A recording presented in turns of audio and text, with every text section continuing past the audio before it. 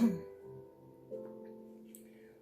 Taurus, this is a reading for you for the month of April 2020. This is a general reading. The first line is going to be your present situation, and the second line will be the outcome. This may resonate or not resonate with everyone. Remember that there are too many Taurus in the world.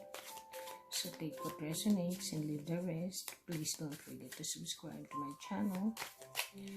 And I will also have a love reading for you if you want to check. So Taurus, this is your general reading for the month of April 2020.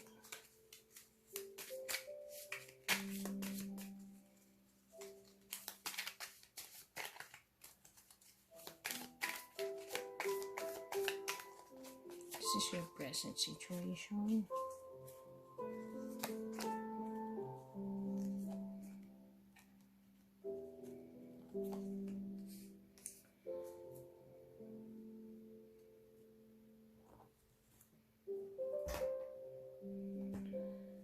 Okay, that is your present situation, Taurus, and this is going to be the outcome.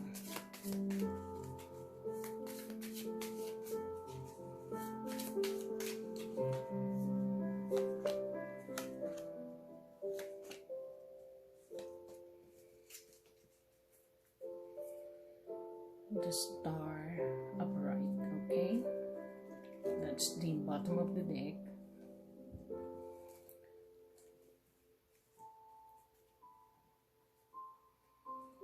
Okay, so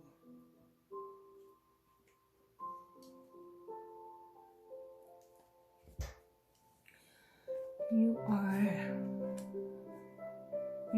couldn't think of what you really want to happen. As of the moment, nalilito ka. You're juggling with things and you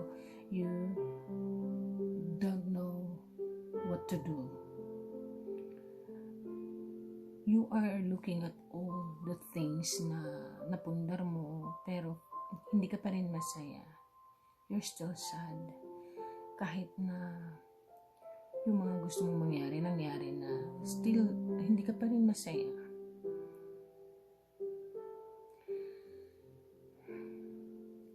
Ginagawa mo ng todo ang responsibility mo, and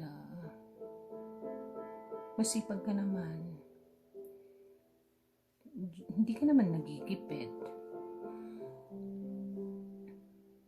but don't worry kasi matatapos yan. Things will change because of what you are doing. The wheel of fortune will turn around on your favor, in favor of you. Nahihirapan ka lang mag-isip because maybe there are things that you need to consider before you can decide, or nagpakahirap ka, nakikita mo yung mga pundar mo, pero at the back of your mind, hindi ka pa rin kontento. May kalungkutan ka pa rin nararamdaman. So this is your situation right now, Taurus. But you're hopeful.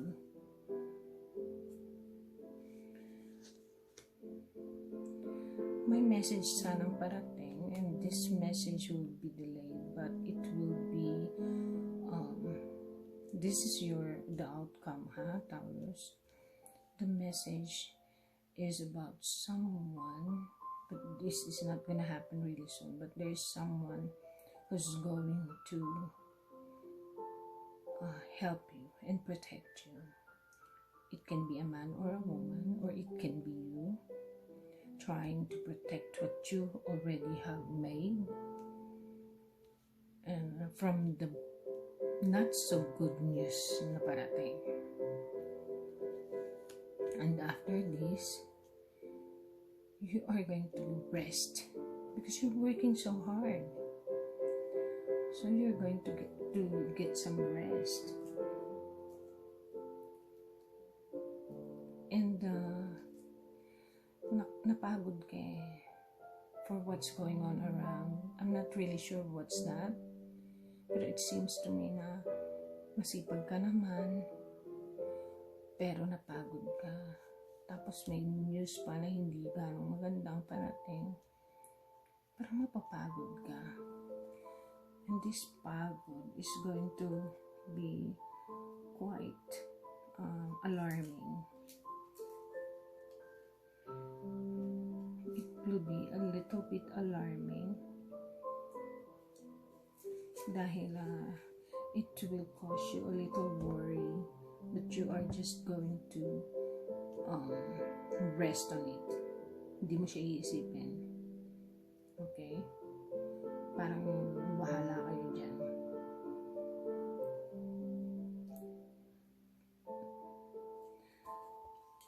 Ang tendency pa niyan, dahil gusto mong proteksyonan yung mga naipundar mo o yung mga bagay na meron ka na ngayon, magiging defensive ka. Gusto mong makipagtalo, makipag-away lagi. Magiging defensive ka. It's only probably because you want to protect everything that you have. So let's clarify the Two of Pentacles.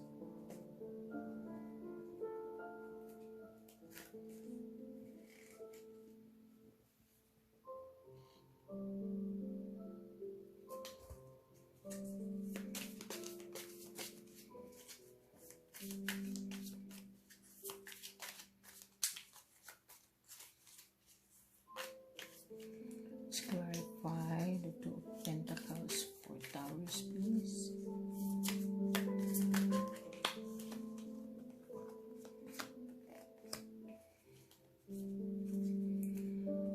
Okay, nawawalan ka na ng pasensya. Kasi hindi ka naman totoo sa ginagawa mo na nagpapakahirap ka. Kaya hindi ka masaya. Kasi ano siya yung, alam mo yung pinipilit mo lang ang sarili mo. Tapos nawawalan ka na ng pasensya. Pero, swerte kasi, itong King of Cups na ito, napaka-compassionate niya. Naintindihan ka niya. May tao sa tabi mo na iniintindi ka, Taurus. Kahit na medyo wala ka ng pasensya, nagiging mainitin na ulo mo, inaaway mo na lang yung mga tao sa paligid mo. Pero ikaw rin may gawa nun. At pinipilit kang maintindihan ng taong to. May dalang positive energy sa'yo. Okay, let's clarify Seven of Pentacles.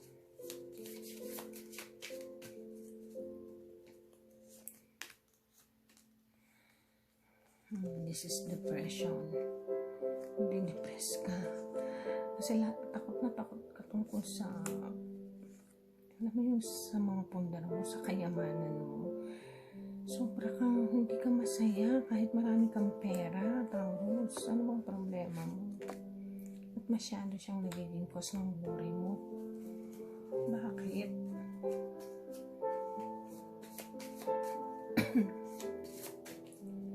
Bakit? Hindi ka naman nagigipit. Pero, hindi ka pa rin masaya. Anong dahilan?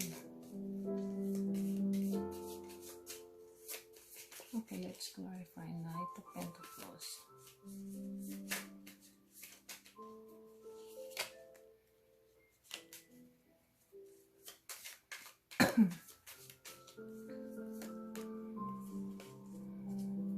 Maginhawa ka na, marami ka ng hindi ka na maubusan. Lahat ginagawa mo, pati mga tao sa paligid mo tumutulong sa'yo para sumaya ka.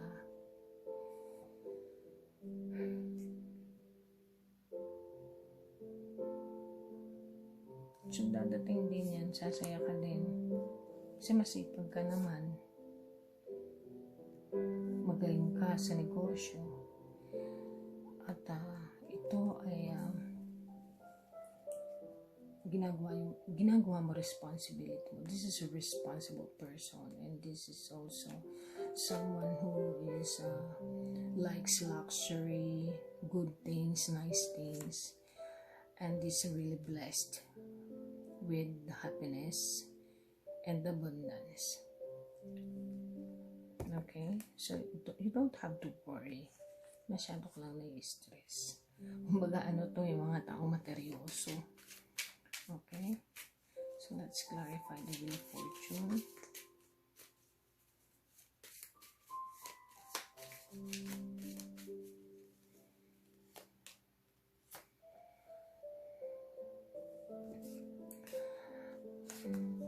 Ingatan mo yung mga yan kasi pwedeng matapon yan. It's because you are being a little bit materialistic. But the Wheel of Fortune is going to turn around. So, yung mga meron ka na yan, it might cause you so much loss. So, you need to be careful. You need to change your attitude.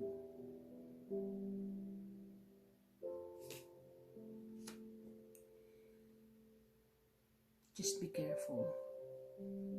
Magpasalamat tayo kung anong meron tayo. Huwag na tayo maghangad ng higit pa lang. Kasi yung iba nga wala, di ba? So, this is your present situation.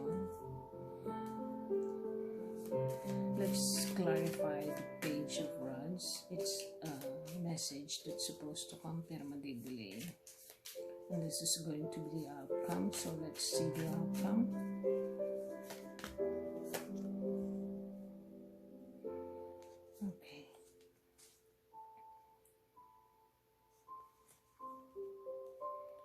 Someone is thinking twice and might choose to walk away. That can be the message that's coming, but it's not gonna be soon. But it's supposed to happen. Kailangan mangyari. I'm not really sure who is this, but someone is gonna walk away and stop. And that's the news that you will receive. But it has to happen to face a new beginning. You will be tough. You are tough, Taurus. So let's clarify the Queen of Swords.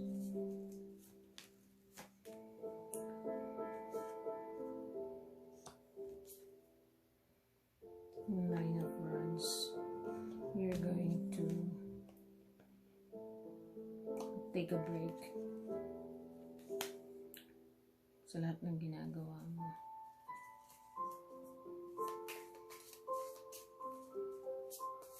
Dahil dito, makakaramdam ka ng kaunting sakit. Pero you are tough. So, makaka-recover ka din dyan. So, let's clarify the Hangman. You're still gonna be happy. You're still gonna be happy. You're going to receive a message and you will get whatever you want in your life kahit na dumaan ka. That's why this has to happen. You need to let loose of someone. You need to take a break and stop working for a while para and then rest so that you can get the Nine of Cups, which is abundance and happiness, a message. And the message is coming from the internet, from text message, whatever, and you are going to have a new prospect in life, new project, new everything, and you are going to fulfill your dreams. You're going to fulfill your dreams, Taurus. Dahil masipag ka. Okay, let's clarify the King of Rods.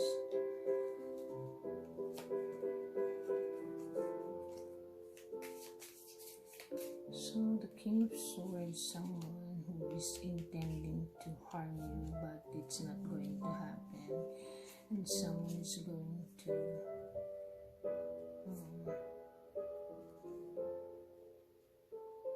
let go of greediness.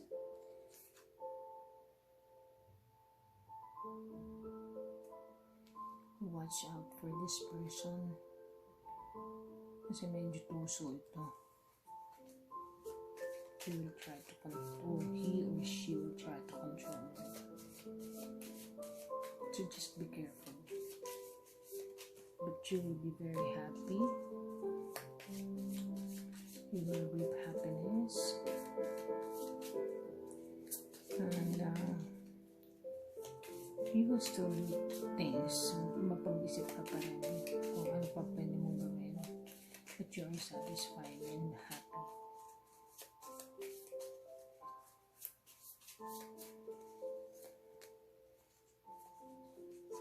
This is a new beginning. And you will be tougher this time. Kakayanin mo lahat. And kung magiging matagumpay ka, kikilanganin ka. You will be popular.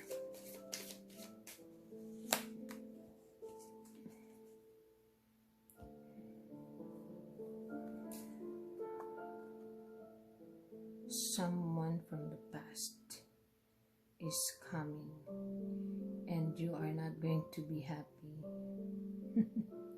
But anyway, this is an old friend, a past love. It could be a past love or an old friend, but it's definitely from the past na medyo hindi mo magugustuhan yung pagbabalik niya.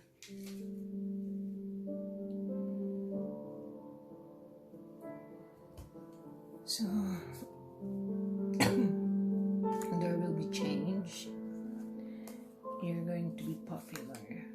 There will be change in the future, and it's going to happen really soon. Okay, you will be very happy. Don't you worry. So you just have to change yourself, and don't be so greedy. Kasi yun yung dahilan na parang napapraning ka dahil inaalala mo yung mga pinaghirapan mo, mga salapin yung naiipon o ano man yung pundar mo. Masyado mong prenoproteksyonan at nakakapraning nga naman kasi syempre pinaghirapan mo, but let loose of it. Things has to fall apart in order to build again. Okay, and this is going to happen really soon. So that's all for you. That's my reading for you today, Taurus. And have a reading for I'm going to have a love reading, and see you next month.